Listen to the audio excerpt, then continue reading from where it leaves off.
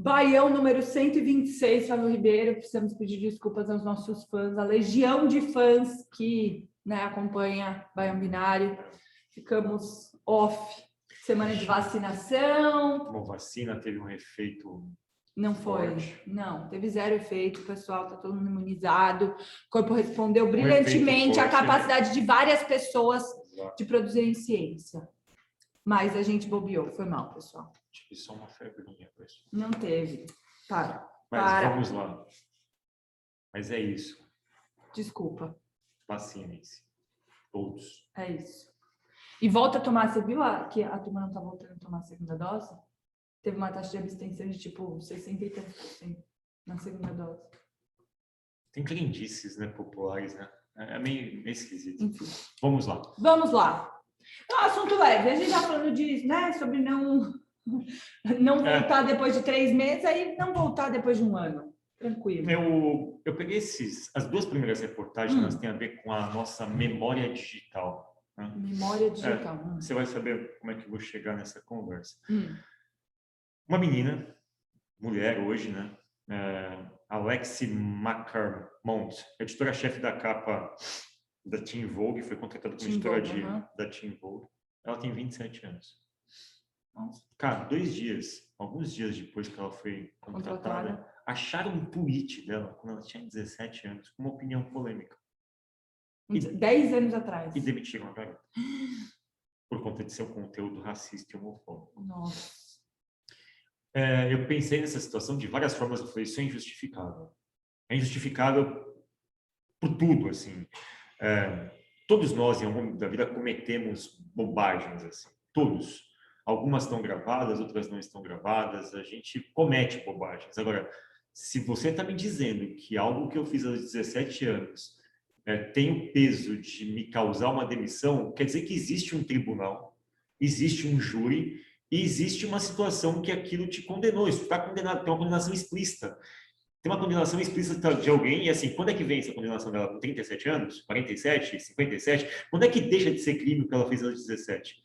Nossa. Então, assim, quando você analisa sobre a ótica de ela ter cometido um crime, isso é muito pesado, cara. É muito pesado. E o fato disso estar disposto na nuvem e algo do tipo, isso é uma sentença. Equivalente a uma sentença. Então, já que é equivalente a uma sentença, talvez tivesse que ter um tribunal mesmo. Olha, ela está inocentada do tweet de 10 anos atrás. Porque, assim, já dado que a gente... Será que a gente devia manter esses registros de 10 anos atrás? Então, o que eu estou dizendo é o seguinte, cara... Dado a gente que devia manter os últimos 3 anos e vai apagando, pessoal. Porque acho que o Stories trouxe um pouco isso, né, pra gente, esse arquivo de 24 horas e tal. Talvez 10 anos seja muito. Eu não estou nem discutindo o que ela falou, tá? Não vou entrar nesse mérito, mas eu estou discutindo o sistema jurídico que existe mesmo. E informal, né? Que tipo, qual 2 pesos, 2 medidas? Então, para a guria que ia ser editora-chefe, são 10 anos. E para um homem pedido de desculpa?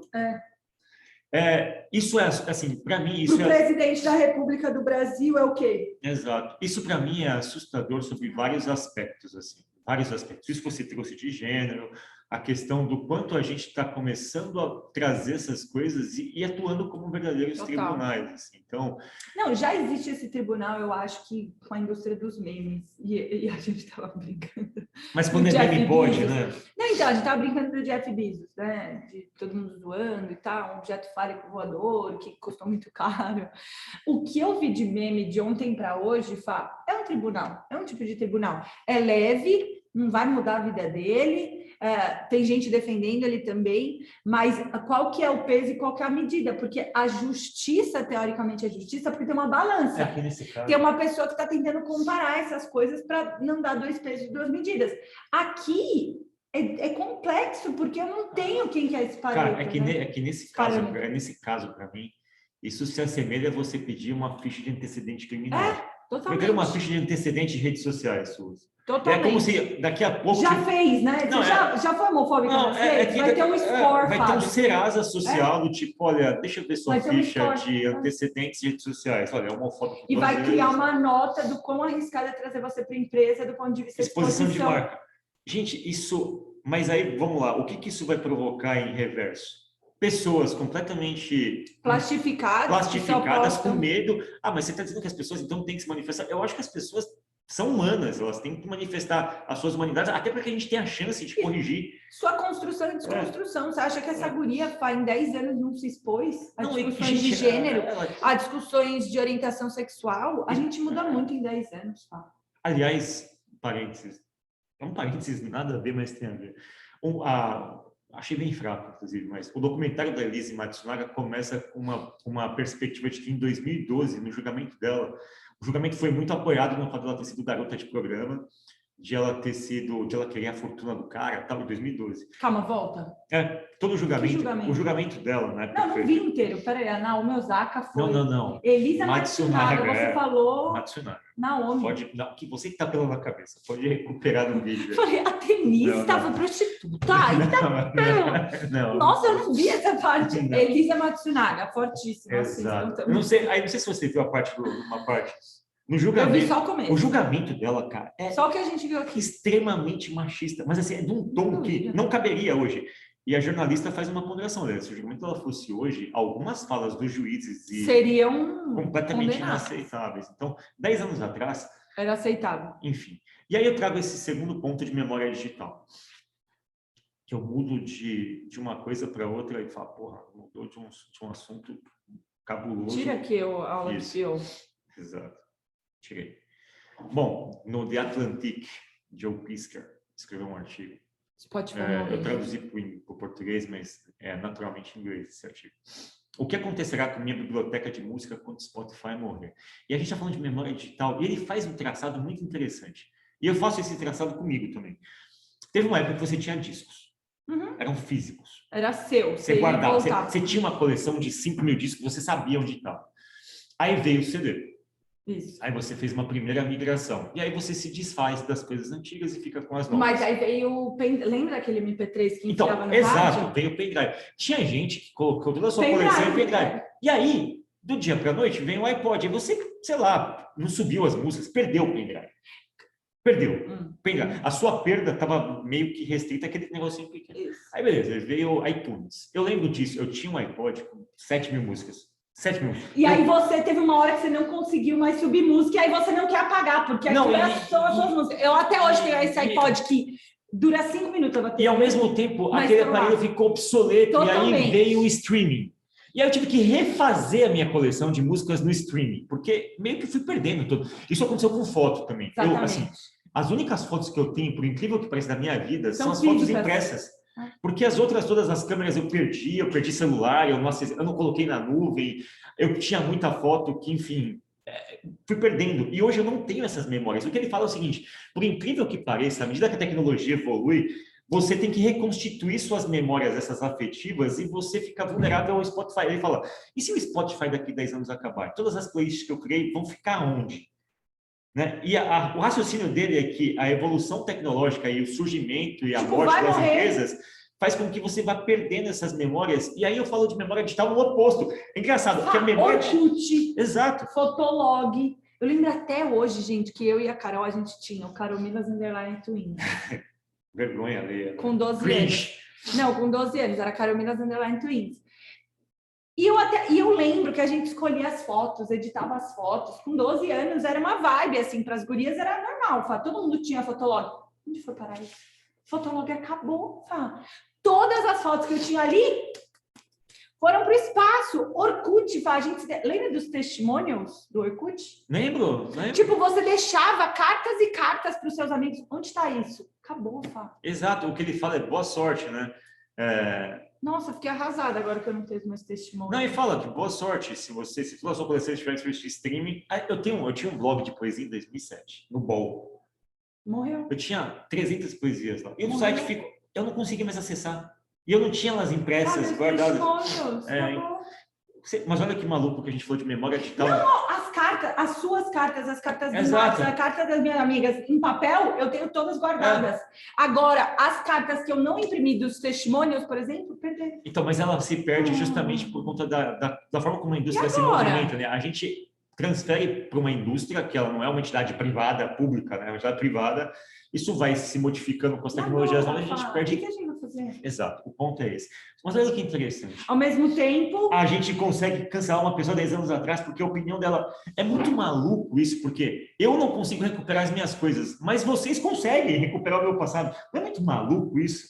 Eu consigo resgatar os seus desvios de personalidade, mas as minhas posses... 2 pesos, 2 medidas. É como a gente valoriza. Exatamente o Elisa Matsunaga também. Não, a gente está dando 2 pesos e 2 medidas diferentes para coisas que são relacionadas. Que são memórias digitais, de certa forma. Então, essa é uma reflexão sobre como a memória digital ela se apaga de um lado naquilo que é afetivo e se mantém naquilo que é punitivo, esquisito. Mas, enfim, é uma reflexão que eu achei pertinente fazer. Certo? Tô chocada que eu perdi os meus testemunhos. Bom, sobre memória, pessoal. Esse episódio é memória? É sobre memória. A memória de Jeff Bezos vai ser que ele voou 11 minutos num pênis voador. Gente, só mais um meme. Eu vi um meme maravilhoso no Faria Limers lá, não sei o que lá, coxinhas, não sei o que, no meu Explorar. Aí tava assim, Jeff Bezos vai para o espaço. Um post. Cringes em Caraíba. 35 posts, 90 stories. Tipo, total 2 pesos, 2 medidas. A gente...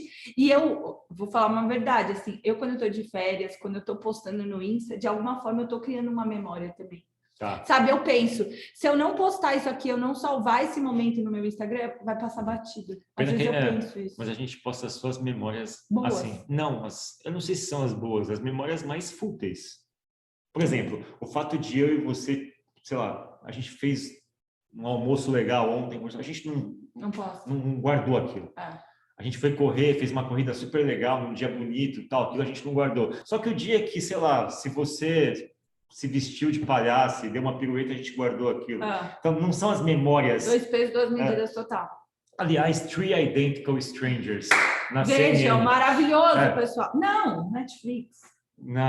Foi o CNN. Foi o CNN. Produção. Tá mas tá na Netflix. O que é assustador para mim naquele documentário é a quantidade de memória que eles têm das crianças, filmagens, fotos. Fábio, era uma pesquisa assim. Mas eles registravam as coisas existem ainda. Sim, eu achei. Mas Roland Barthes está meio recortado, né? Aliás, eu não vou dar spoiler, vejam, porque é sobre memória de um experimento. Já deu spoiler. Bastante controverso.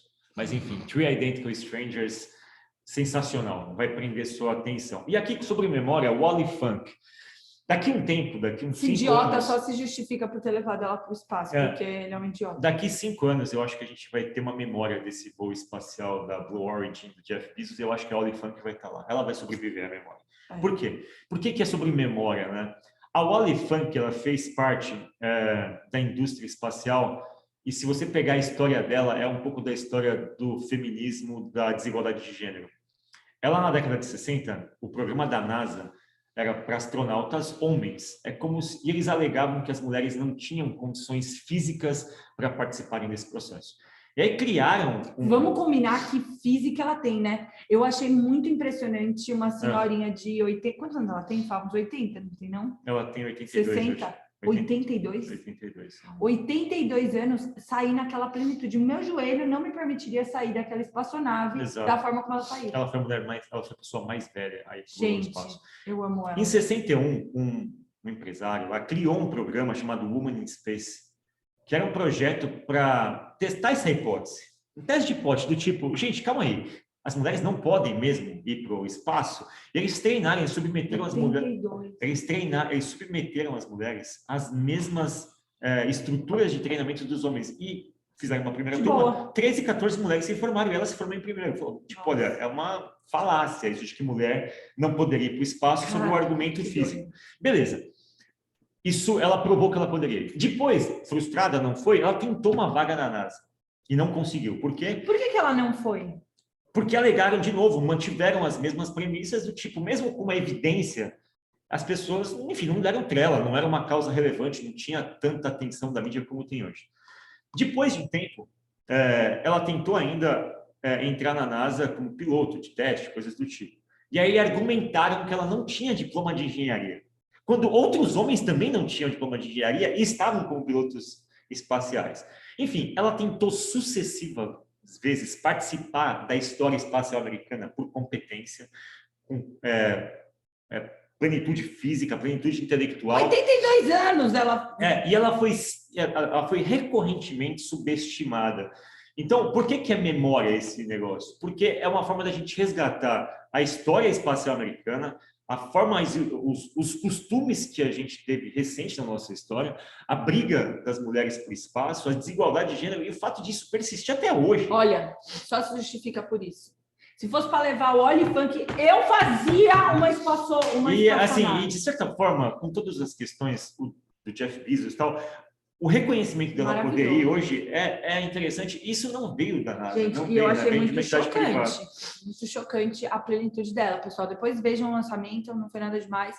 Mas ela reparem na plenitude com que ela sai da espaçonave. Será que fizeram no Instagram? Não, olha isso, cara. Aqui tem uma frase que assim, essa é a ambição da vida dela. E assim, tipo, ela, depois de tanto tempo poder fazer isso, eu acho que essa história vai virar filme, mas é sobre memória também. Eu acho que, de certa forma, esse voo do Jeff Bezos, ele serviu para recuperar uma memória sobre um assunto que está sendo discutido, mas às vezes a gente esquece o quanto ele é contundente em termos de exclusão. Né? Essa memória digital tinha que ficar fácil. Contar essa narrativa assim de forma intencional para inspirar essas mulheres e tal. Aliás, sabia que tem um processo, tem um negócio, Internet Archive, que chama? Pode ser. O que eles dizem é que no futuro a gente vai ter um problema de memória muito sério. Por conta da gente ter capacidade de sabotar as memórias digitais, a gente poder alterar com deepfake e tal. É como se eles tivessem... Eu vou ter que provar que não era eu, né? Você vai ter que gravar, assim, o grande desafio da internet no futuro é como é que eu dou veracidade para as coisas que estão arquivadas. Porque a tecnologia está avançando muito, né? A tecnologia de alteração de memórias está modificação de voz, modificação de imagem. Então, como é que você vai recuperar uma imagem, sei lá, vamos pegar um vídeo do Martin Luther King, que eu falo, tá vendo? Ele fascista!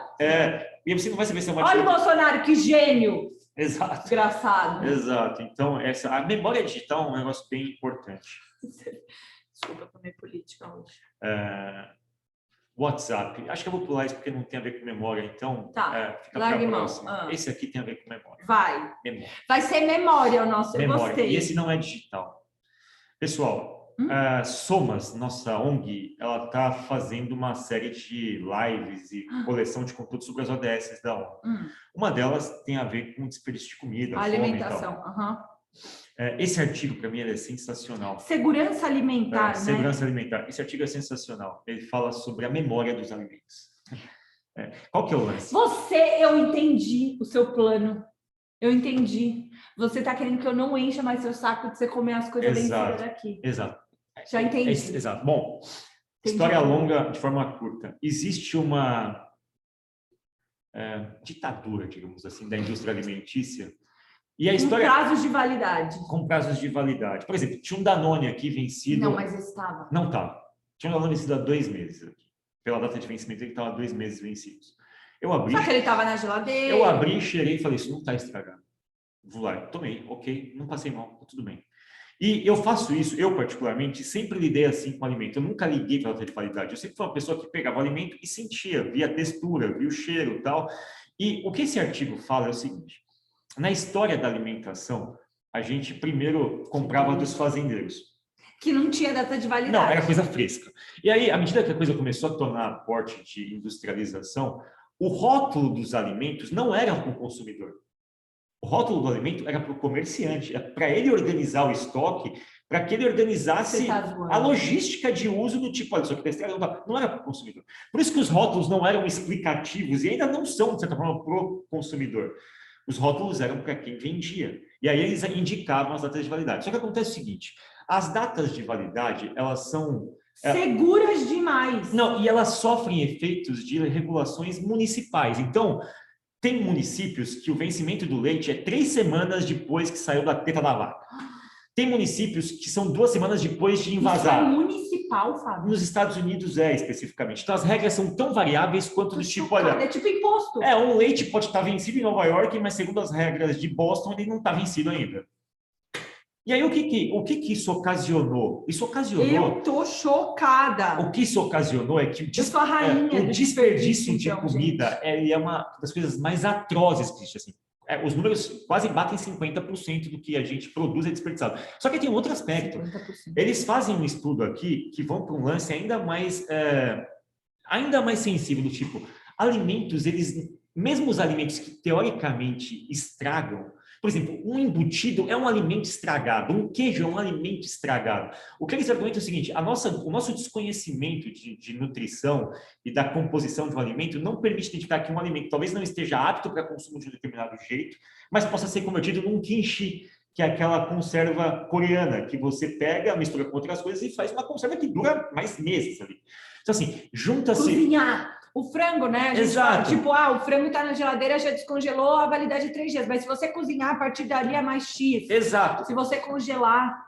Junta-se a questão da indústria e o nosso desconhecimento, e tem uma campanha no Reino Unido que... Por que eu acho que isso é memória também? Isso tem a ver com a memória do alimento. O alimento, ele tem uma vida... Eu acho que tem a ver um pouco com a mudança de hábitos, sabe? Que eu sei que isso era feito para o comerciante. A partir do momento que eu sei que mudou e que isso precisa ser funcional para o indivíduo, ou eu mudo ou eu explico.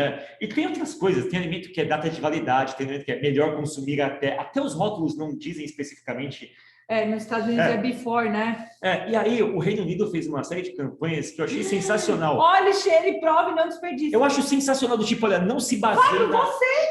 É isso. E o pessoal... Ontem eu estava comendo uma comida aqui de 2 dias atrás, o pessoal fala, você vai comer isso? É óbvio que eu vou comer isso, eu não vou jogar isso fora, eu como. E a comida estava ótima, saborosíssima. Esquentei, meti um azeite e ficou sensacional, botei um queijo por cima. Mas eu achei sensacional isso aqui. Cara, e você porque sabe qual que é isso, cara? Isso é bosta. factfulness, isso é evidência, isso é dado. É do tipo, olha, calma aí. Não é porque um profissional é velho que você não vai contratar. Não. Tipo, conversa com a pessoa. É tipo, tudo tem validade. Sabe o que não é só, é comida, é profissional, é tudo.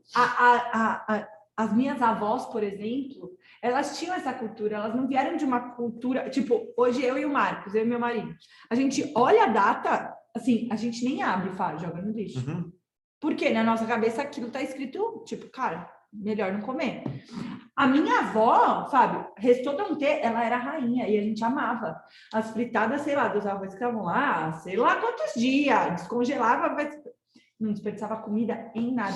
Nem a casca do abacaxi, do maracujá desperdiçava. A gente foi perdendo essa capacidade de usufruir da nossa... Não, e as 3 recomendações que eles fazem são essas, do tipo... primeiro, a adoção de rótulos padrão que indica uma data de atualização, uma data de risco, tipo, olha... Aqui... A partir daqui começou a ficar tenso. Mas a segunda parte que eu acho que é mais... Mas talvez deveria ter assim, a partir daqui fica tenso, congela. Cara, mas... Porque tudo congelado, dura mais de 2, 3 meses. Gente, Hoje a gente tem congelador que fica lá gastando energia vazio. A minha regra é essa aqui, que é a segunda parte do programa de saúde pública, é você ter contato com o alimento e falar, isso não está estragado. Eu vou comer. Você tem que olhar, ver e tal. A gente devia ter isso na escola, essa educação. E a gente joga muita comida fora. E a terceira é exatamente isso. É um sistema que permite a gente redistribuir isso através de banco de alimentos. Isso. Mas quando eu falo de memória aqui... o alimento tem uma memória, e é uma memória que é uma memória equivocada, uma memória que favorece você recomprar alimentos, recomprar coisas que você não precisaria recomprar, enfim, tem um desperdício enorme. Sobre memória, pessoal, a gente saiu de uma memória especificamente do cancelamento, passou pelo Spotify, foi para o Olifunk, que é uma memória de gênero, de desigualdade, memória de comida. Memória, gostei! Muito bom, Fábio. Eu estou muito chocada. Isso aqui todo mundo tem que ler, tá, pessoal? Espalhem. Isso aqui é saúde pública, isso é consciência sobre economia circular, isso é para matar a fome de quem está, de fato... É impressionante que a gente jogue coisas fora enquanto tem uma pessoa passando fome, coisas saudáveis. Assim. E a gente tem que parar de reprimir quem come comida vencida. Deixa a pessoa tomar... Pode apontar para mim. Exato. Boa, pessoal. Obrigada. Tchau.